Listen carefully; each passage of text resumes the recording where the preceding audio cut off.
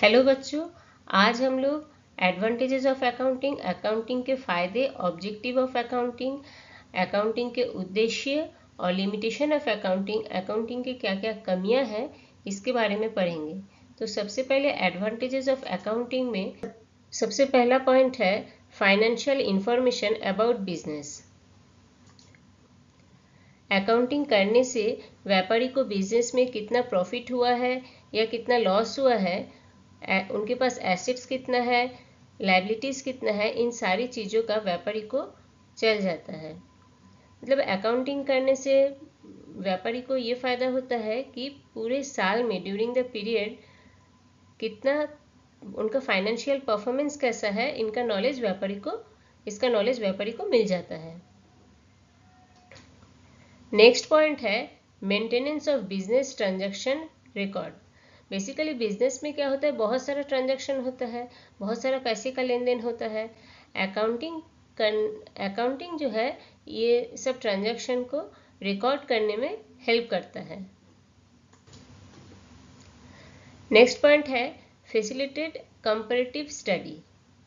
Accounting करने से व्यापारी को कंपैरेटिव स्टडी करने में हेल्प होता है। मतलब पिछले साल की तुलना में इस साल फाइनेंशियल परफॉर्मेंस कैसा है इसका व्यापारी पता लगा सकता है। जैसे कि प्रॉफिट ज़्यादा है पिछले साल से कि इस साल ज़्यादा है, इसका पता अगर ज़्यादा है तो कितना परसेंटेज ज़्यादा है, इसका भी पता व्यापारी अकाउंटिंग करने से पता लगा सकता है।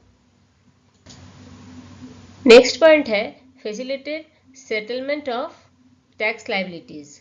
कई बार बिजनेसमैन को बिजनेस में जीएसटी पे करना पड़ता है, इनकम टैक्स पे करना पड़ता है। अगर अकाउंटिंग प्रॉपरली हम लोग करते हैं तो हम लोग इस टैक्स लायबिलिटी को भी प्रॉपरली पे कर पाते हैं। नेक्स्ट पॉइंट है फैसिलिटेट लोन। बिजनेस को बढ़ाने के लिए या बिजनेस करने के लिए व्यापारी को बैंक से लोन लेना पड़ता है। तो बैंक जो है देखती है कि बिजनेस का ग्रोथ कैसा है, उनका बिजनेस का फाइनेंशियल परफॉर्मेंस कैसा है, लोन रिकवरी कैसा होगा, ये सब लोन देने के पहले बैंक जो है देखती है।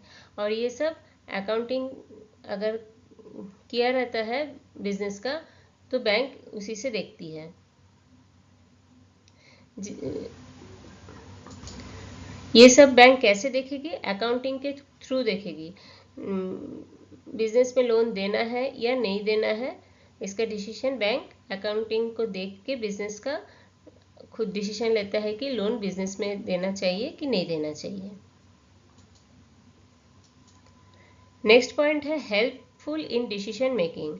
बिजनेस में बहुत सारे डिसीजन लेने पड़ते हैं और अकाउंटिंग करने से डिसीजन लेने में हम लोग को हेल्प मिलती है।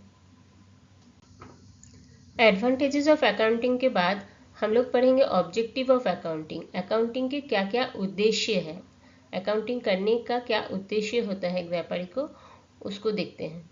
सबसे पहला पॉइंट है ऑब्जेक्टिव ऑफ अकाउंटिंग में मेंटेनिंग अकाउंटिंग रिकॉर्ड।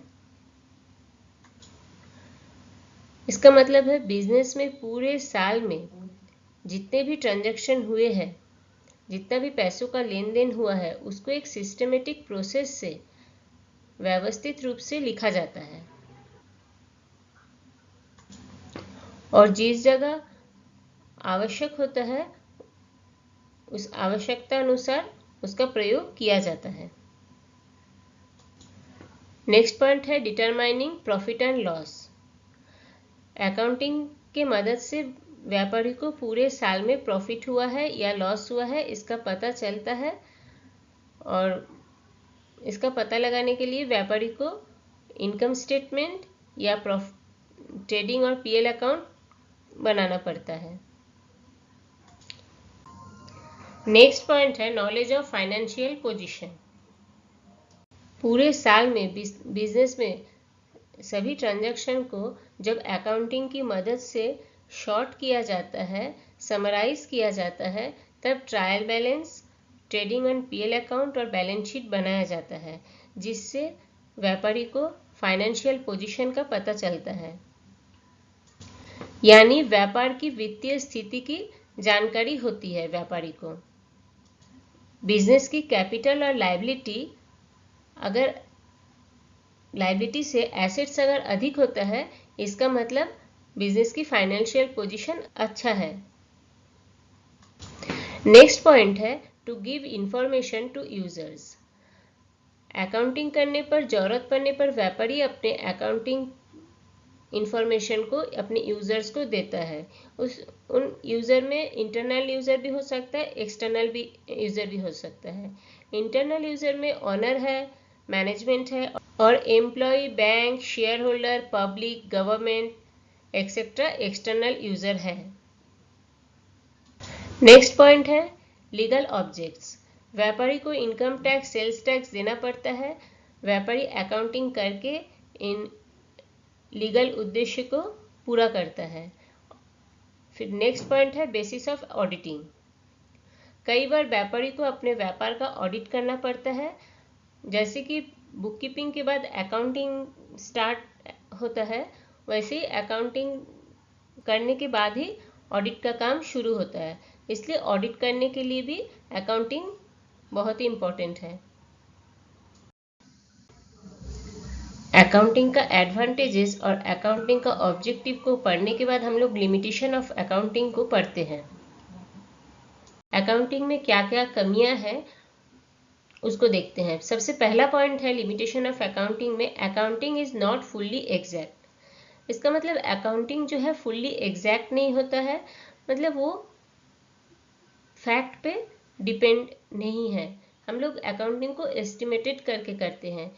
जैसा कि व्यापार में कोई मशीन हम लोग खरीदते हैं और हम लोग सोचते हैं कि वो 5 साल तक चलेगी और हर साल उसमें हम लोग डेप्रिसिएशन चार्ज करते हैं। हर साल उसमें जो है मशीन का वैल्यू हम लोग घटाते रहते हैं। 5 साल बाद जब हम लोग मशीन का जब वैल्यू 0 कर देते हैं, हो सकता है उसके बाद भी मशीन और 3-4 साल या और 5 साल चले। तो इस तरह जो हम लोग एस्टिमेटेड वैल्यू को अकाउंटिंग में दिखाते हैं कि कुछ चीज़ें हम लोग अनुमान करके अकाउंटिंग में करते हैं, एग्जैक्ट नहीं करते हैं। नेक्स्ट पॉइंट है accounting ignores the qualitative elements. मतलब हम लोग ये इसका बहुत बड़ा कमी है। हम लोग अकाउंटिंग में हमेशा क्या करते हैं, मॉनिटरी इन्वॉल्व जिसमें रहता है उसी को अकाउंटिंग में हम लोग दिखाते हैं।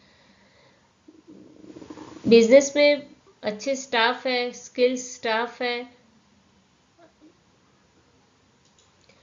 आपका मैनेजमेंट कितना अच्छा है, कितना अच्छा आपका स्किल स्टाफ है, ये सब को हम लोग अकाउंटिंग में नहीं दिखाते हैं। लेकिन ये भी एक व्यापार में बहुत ही इम्पोर्टेंट है, लेकिन हम लोग इसको अकाउंटिंग में नहीं दिखा सकते क्योंकि इसमें मॉनिटरी आपका बहुत अच्छा स्टाफ है तो उसके स्टाफ के लिए क्या है, हम लोग का बिजनेस अच्छा ग्रो करता है। लेकिन स्किल स्टाफ है या मैनेजमेंट अच्छा है, ये सब को हम लोग नहीं दिखाते हैं। तो ये बहुत बड़ा कमी है क्योंकि किसी व्यापारी में बहुत अच्छा स्टाफ है तो उस बिजनेस में क्या है, ग्रोथ अच्छा है। किसी में अनस्किल्ड स्टाफ है तो उसमें जो है ग्रोथ अच्छा नहीं होता है। तो ये चीज़ भी बहुत इंपॉर्टेंट होता है बिजनेस में, लेकिन हम लोग उसको अकाउंटिंग में शो नहीं करते।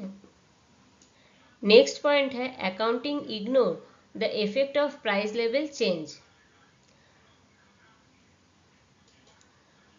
मतलब हम लोग का जो रुपीज़ है उसका मनी का जो वैल्यू है वो चेंज होते रहता है। जैसे कि डॉलर का और रुपी का एक वैल्यू होता है, वो हमेशा फ्लैक्चुएट करते रहता है। तो ये अकाउंटिंग नहीं मानता है। अकाउंटिंग मानता है कि मनी वैल्यू ऑलवेज स्टेबल रहता है। मतलब व्यापारी कोई मशीन खरीदा 50,000 में और उसको 50,000 में ही रिकॉर्ड किया।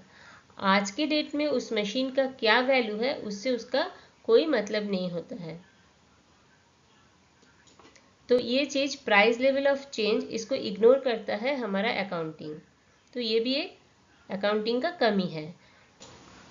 नेक्स्ट पॉइंट है विंडो ड्रेसिंग। ये बहुत ही इंपॉर्टेंट पॉइंट है। कई बार बिजनेस में एक्चुअल पोजीशन को बेहतर दिखाने के लिए अकाउंटिंग में मैनिपुलेट किया जाता है। मतलब अकाउंटिंग में चेंज किया जाता है रिकॉर्ड्स को, इसी को विंडो ड्रेसिंग कहते हैं। व्यापारी को कई बार लोन लेना होता है, मार्केट में गुडविल को बढ़ाना होता है, ऐसी कई सारे चीज़ें हैं विंडो ड्रेसिंग करने का। विंडो ड्रेसिंग बहुत तरीके से की जाती है, जैसे क्लोजिंग स्टॉक को बढ़ा के, बिजनेस का जो क्लोजिंग स्टॉक है उसको बढ़ा के, फिर प्रॉफिट को बढ़ा के अकाउंटिंग में दिखाया जाता है, ताकि बैंक जो है बिजनेस में आसानी से लोन दे दे। तो ये भी जो है एक कमी है अकाउंटिंग का। आशा करती हूँ अकाउंटिंग का एडवांटेजेस, ऑब्जेक्टिव और लिमिटेशन को आप अच्छा से समझ गए। अब जल्दी से सब्सक्राइब कर दीजिए, लाइक और शेयर भी जरूर कीजिए।